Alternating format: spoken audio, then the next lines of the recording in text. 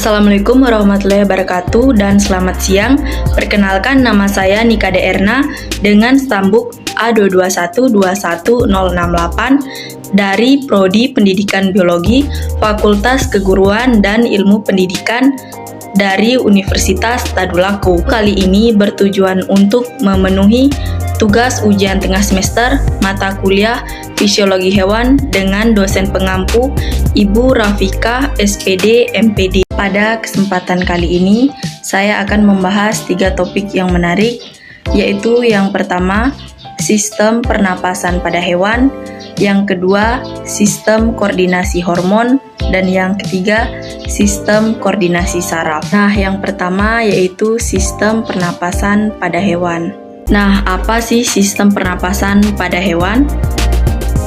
Sistem pernapasan atau sistem respirasi merupakan sistem biologis yang terdiri dari organ dan struktur-struktur lainnya yang digunakan sebagai tempat untuk bertukarnya gas pada tubuh. Proses ini terjadi dengan diafragma menarik udara dan juga mengeluarkannya.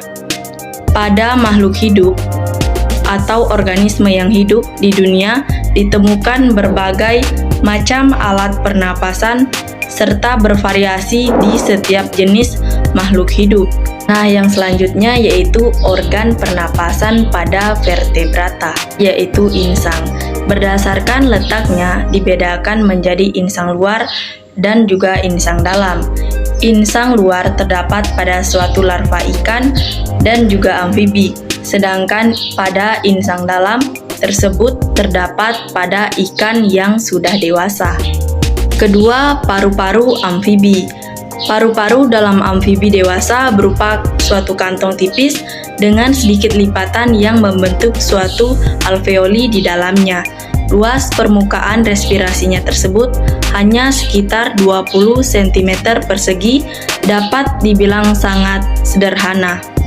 Yang ketiga, paru-paru reptilia. Paru-paru reptilia memiliki sekat-sekat pemisah yang tumbuh. Terdapat lipatan-lipatan pada dinding dalam yang memperluas pada permukaan respirasi. Bentuk paru-paru itu menyesuaikan pada suatu bentuk tubuhnya, misalnya berbentuk kecil dan juga memanjang pada ular. 4. Paru-paru mamalia.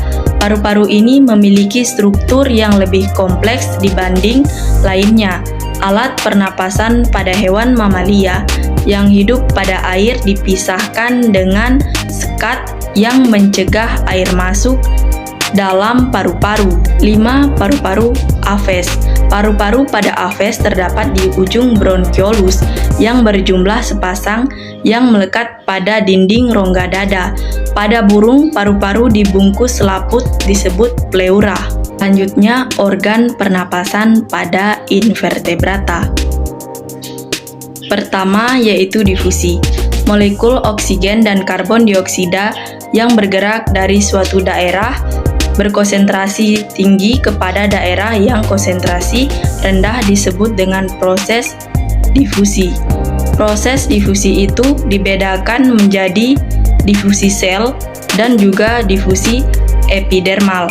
Difusi sel itu terjadi dengan melalui membran sel di hewan yang bersel satu.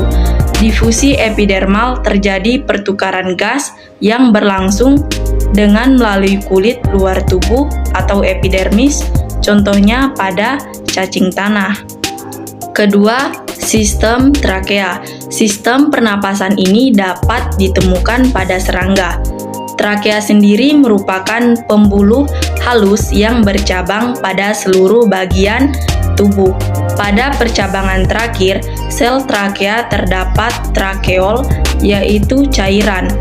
Melalui cairan ini, oksigen serta karbon dioksida berfungsi ke dalam sel-sel jaringan yang berada di dekatnya. Selanjutnya yaitu penyakit akibat gangguan sistem pernapasan pada hewan. Yang pertama ada CRD atau Chronic Respiratory Disease. Penyakit CRD ini merupakan penyakit menular menahun yang terjadi karena adanya infeksi dari bakteri.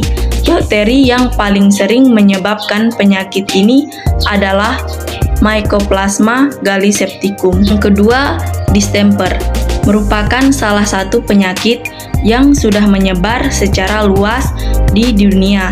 Pada umumnya, penyakit ini disebabkan oleh virus dan sangat sering terjadi pada anjing. Penyakit ini merupakan penyakit menular dan menyerang sel-sel epitel pada permukaan tubuh, selaput lendir, mukosa mata, mukosa saluran pernapasan, dan sistem pusat otak. Ketiga yaitu koryza. Pada umumnya, penyakit pada sistem pernapasan hewan ini menyerang ayam layar ataupun ayam broiler. Penyakit ini sangat mudah menular dengan angka kematian 20% dan kesakitan 100%. Pada umumnya, penyakit ini disebabkan oleh bakteri Haemophilus paragallinarum.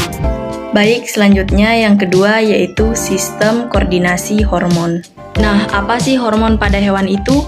Hormon pada hewan adalah senyawa kimia yang dihasilkan oleh sistem endokrin hewan dan bertanggung jawab dalam mengatur berbagai fungsi tubuh seperti pertumbuhan, metabolisme, reproduksi, dan respon terhadap stres.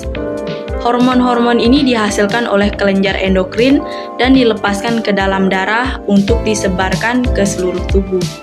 Nah, selanjutnya yaitu beberapa contoh pengaruh hormon pada hewan vertebrata. Yang pertama, hormon pertumbuhan. Pada mamalia mempengaruhi pertumbuhan tulang dan otot serta metabolisme lemak dan karbohidrat. Yang kedua, hormon tiroid mempengaruhi metabolisme dan suhu tubuh serta perkembangan saraf dan otak. Yang ketiga, hormon kortisol. Pada mamalia memicu respon stres, meningkatkan tekanan darah, serta mempengaruhi metabolisme glukosa dan protein.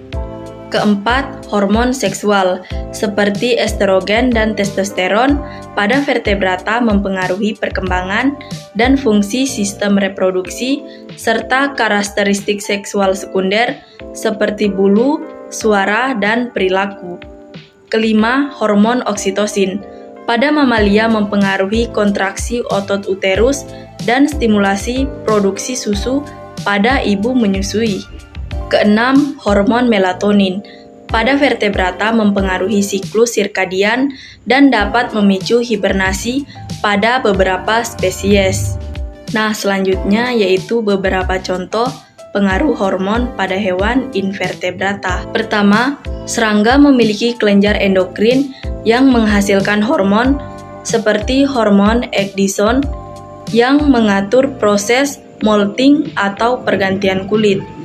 Hormon juvenil juga ditemukan pada serangga dan berperan dalam mengatur pertumbuhan dan perkembangan.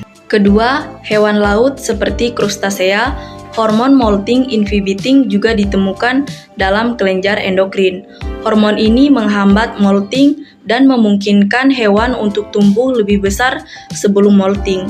Pada hewan invertebrata lainnya, seperti Echidordemata, misalnya bintang laut dan teripang, hormon peptida berperan dalam mengatur pertumbuhan dan reproduksi. Hormon peptida juga terdapat dalam koordinasi gerakan dan respon terhadap rangsangan lingkungan. Hormon juga dapat mempengaruhi perilaku hewan seperti perilaku sosial, perilaku makan, perilaku tidur, perilaku belajar dan memori, dan perilaku penyesuaian. Dan selanjutnya topik terakhir yaitu yang ketiga, sistem koordinasi saraf. Perlu teman-teman ketahui bahwa sistem saraf adalah sebuah sistem organ yang mengandung jaringan sel-sel khusus yang disebut neuron, yang mengkoordinasikan tindakan binatang dan mengirimkan sinyal antara berbagai bagian tubuhnya. Pada kebanyakan hewan, sistem saraf terdiri dari dua bagian, yaitu pusat dan perifer. Nah, selanjutnya yaitu sistem saraf pada hewan vertebrata. Pertama, mamalia. Sistem saraf pada mamalia secara general memiliki tingkat perkembangan yang lebih tinggi daripada kelas lain. Cerebrum berukuran lebih besar jika dibandingkan keseluruhan bagian otak. Kedua, Pisces. Ikan menerima rangsangan dari lingkungannya melalui organ perasa. Rangsangan tersebut selanjutnya diteruskan dalam bentuk impuls ke otak. Respon yang diberikan oleh otak dimanifestasikan dalam bentuk tingkah laku. Sel-sel saraf mulai berkembang sejak permulaan embrio dan berasal dari lapisan germinar terluar atau ektoderm. Ketiga, amfibi. Sistem saraf pada katak dibedakan menjadi sistem saraf pusat dan sistem saraf tepi. Sistem saraf pusat meliputi otak dan sumsum tulang belakang atau medula spinalis. 4. Reptil mempunyai susunan saraf yang serupa dengan susunan saraf pada burung. Sistem saraf pada reptil terdiri dari sistem saraf pusat dan sistem saraf tepi. Nah, selanjutnya yaitu sistem saraf pada hewan invertebrata. Pertama, hewan bersel satu atau protozoa, misalnya Amoeba sp dan Paramecium sp. Tidak memiliki sistem saraf, akan tetapi hewan tersebut memiliki kemampuan untuk menerima dan mereaksi rangsangan. Kedua, hewan cacing atau vermes memiliki sistem saraf berbentuk seperti tali tangga yang memanjang dan arah kepala ke arah belakang atau ekor. Ketiga, moluska. Sistem saraf terdiri atas 3 buah ganglion utama, yakni ganglion otak atau ganglion cerebral, ganglion visceral atau ganglion organ-organ dalam, dan ganglion kaki atau pedal. Keempat, belalang. Terlihat susunan saraf tangga tali dari simpul saraf yang disebut ganglia atau jamak dari ganglion. Baik, itu tadi pembahasan 3 topik dari saya. Sekian dan terima kasih.